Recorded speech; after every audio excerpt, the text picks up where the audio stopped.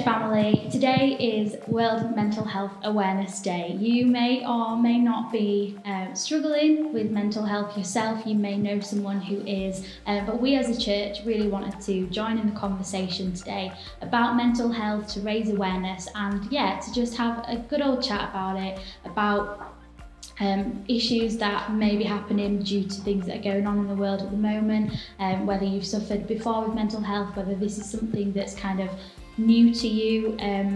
We wanted to have a conversation about this because it's okay to not be okay, and sometimes that is just the way that it is.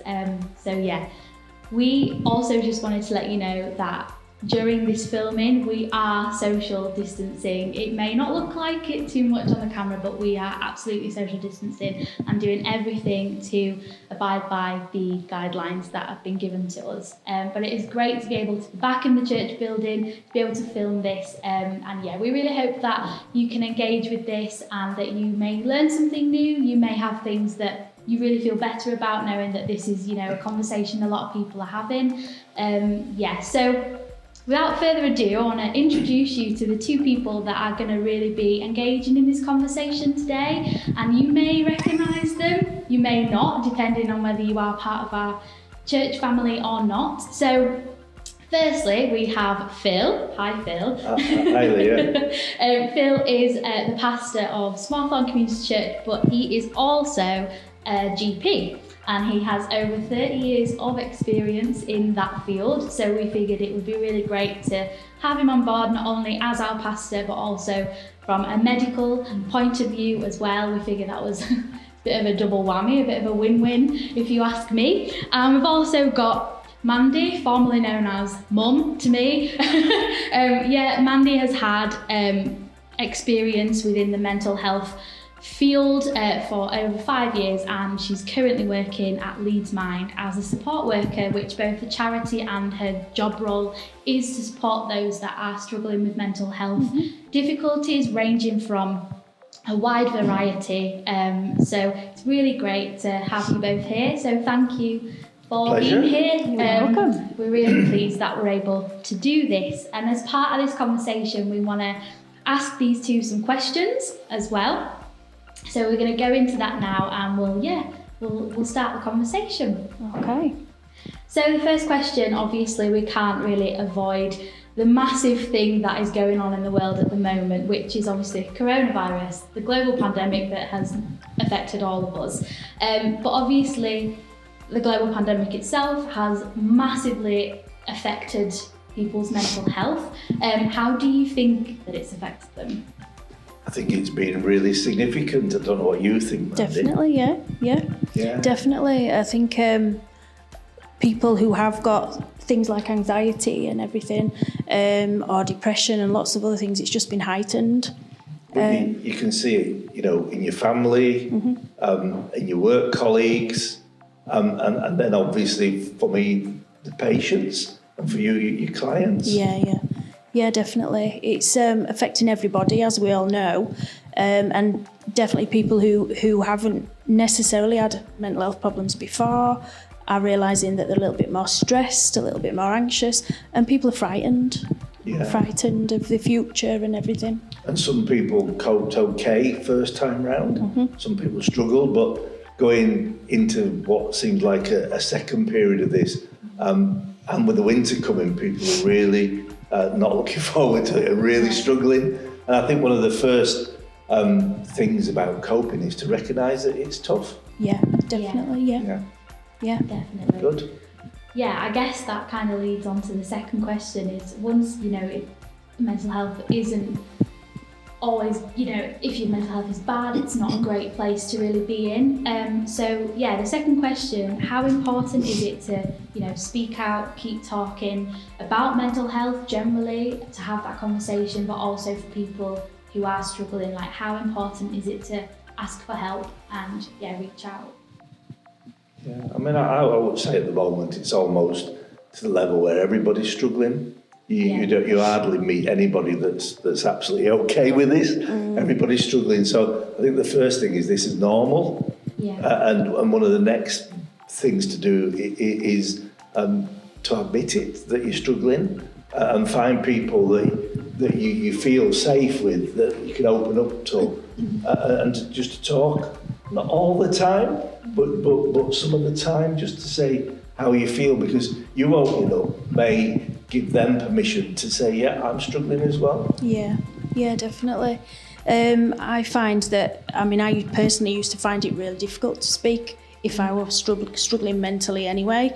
But now, because of my job role and everything, it's got much, much easier, and I really see the benefits of talking to people, even if it's just a neighbour or somebody at a safe distance, of course. Just even to speak to somebody, you don't necessarily have to be going in depth into how you're feeling, just that you are, just acknowledging you are struggling, and you know. I think one of the things that you can do is to watch out for other people, because actually sometimes if people are quiet and they disappear from your life, you hardly notice, but it's actually when people go quiet that you need to be looking out for them, because that might be the only sign that you're aware of that they're struggling with their mental health. Yeah, that's right. Yeah. I saw something on social media about checking in on friends, but checking in on that friend who always seems like they've got it together.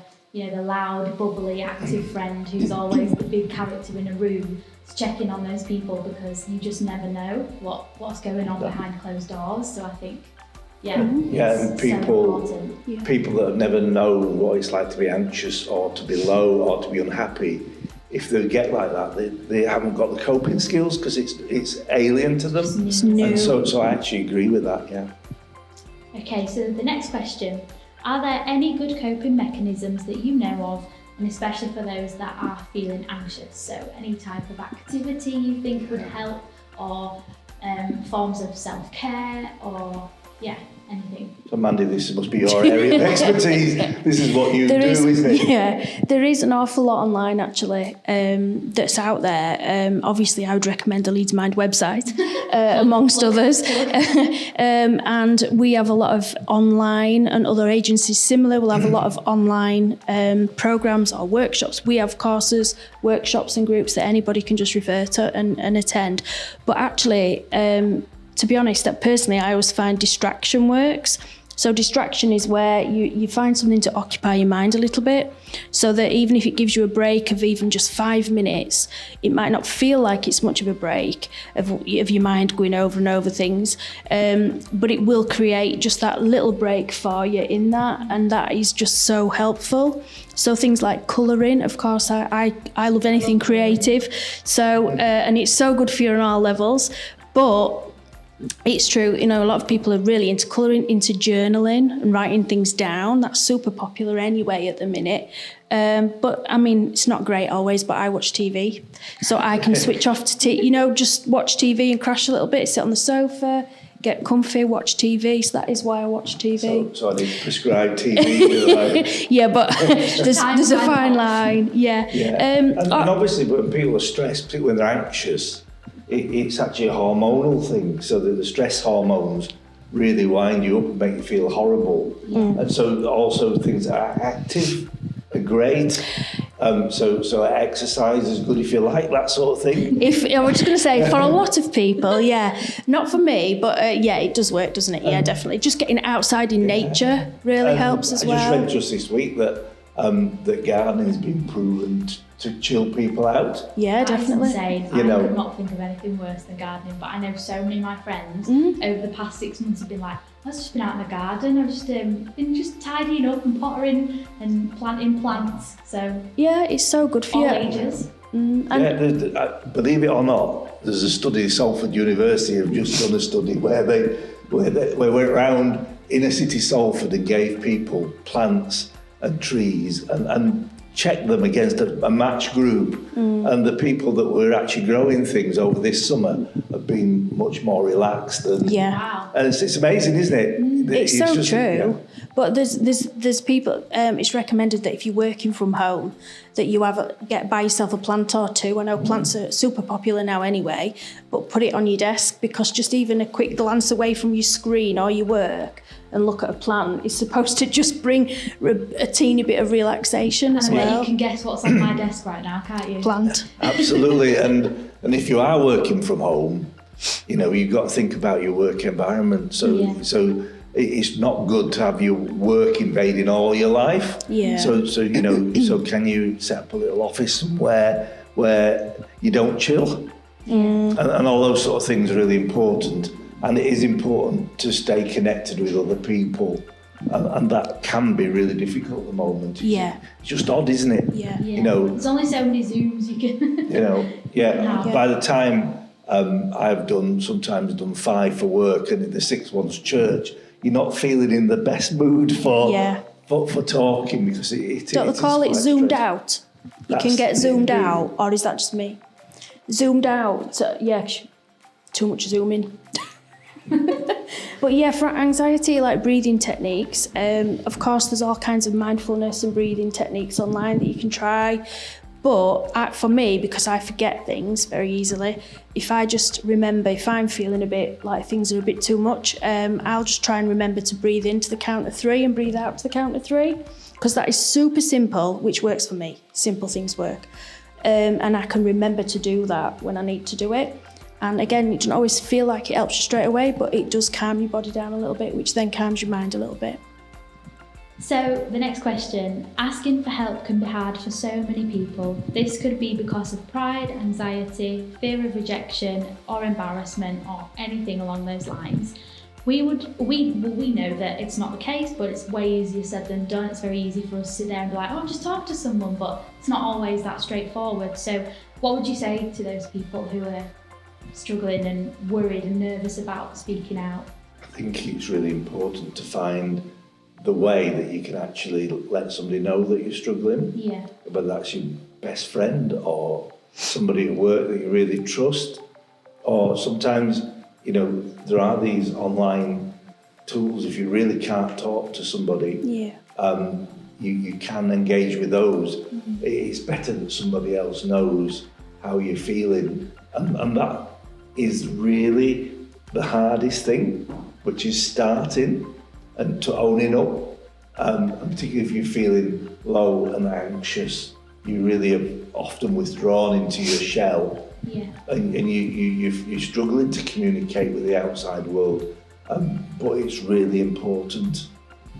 Yeah, definitely. And I think there are like Samaritans, there are other people, if you really don't feel you can talk to somebody close to you, or you don't have anybody to talk to, then there are, you know, it is just worth really pushing to try and pick up that phone and speak to somebody, because there is something about, I don't know, you'd probably explain it better than me, but there's something really huge about being honest with yourself, with how you're feeling, realising and recognising, right, I need to do something about this, and speaking to somebody or doing something about it, and being honest with them as well, but in a way to help yourself. You know, speaking to somebody is a way of helping yourself. It's really important, because sometimes people say to me, can I have some medication, doc? I'm feeling really unwell. And I always say, well, we can talk about that and we can consider that, and we often have to use that.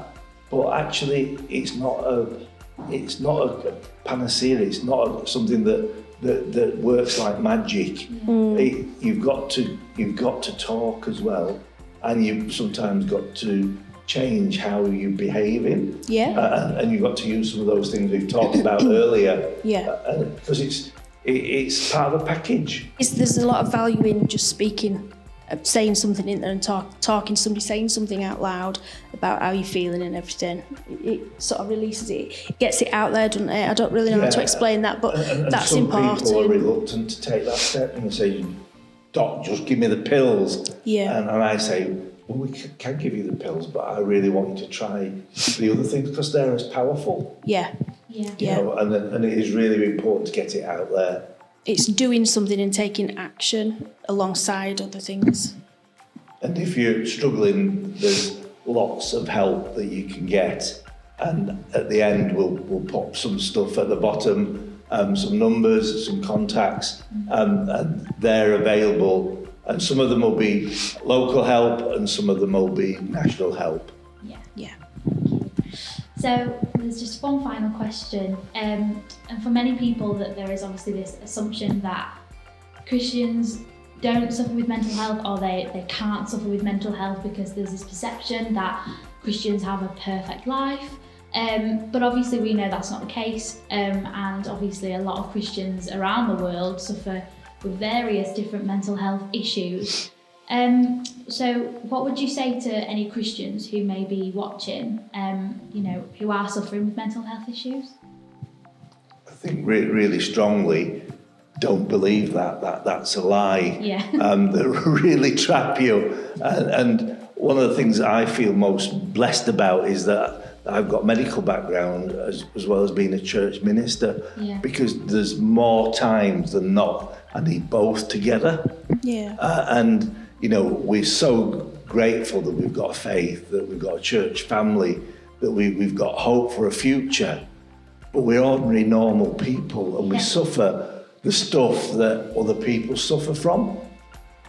Yeah, and I always think if I'm not mentally unwell, then that is just the same as being physically unwell, and it's just as important, yet it doesn't always seem quite as valid and talked about, but it should be, so it shouldn't be an issue to go to your leader or your pastor to say, look, I'm really struggling, I feel really stressed and stuff like that. It should be okay to do that, and it absolutely is. And at the end of the day, as Christians, Jesus knows our heart, doesn't he? And he knows exactly what we're going through, and we have him to lean on, even though sometimes we perhaps don't feel we deserve that, but we do. And we're loved no matter what, and we're valued no matter what, and that's what he teaches us, and that's what the Bible says, which is his word. But in mental health, we tend to believe the opposite of ourselves, that we're not worth talking to somebody about, we'd be troubling that person, I'm not worth somebody taking the time out to talk to me, when it's not true, because we taught that and shown that. Yeah, and I suppose as well as mental health affects you mentally, emotionally, physically, but it can also affect you spiritually as well. And I think there is, an element of when you're struggling mentally, it could have a strain on your spiritual health and your relationship with God, because if you don't feel worthy and you don't feel that you can speak to somebody, that you automatically may think, well, why does God care? Why would that matter if no one else cares? Why? So. And that's 100% true, because if your mood's low, your self-esteem's low, and you view your perspective changes, and instead of being able to see how privileged we are, you feel that you're not worthy of a great God and a loving Saviour. Yeah. Well, that concludes our, mental health conversation. So thank you both for being a part of this. It's been a huge help, even for me, hearing different aspects. And I'm sure for a lot of you at home watching this, that it will, we hope that it will impact you, and maybe there's things that you might want to try out.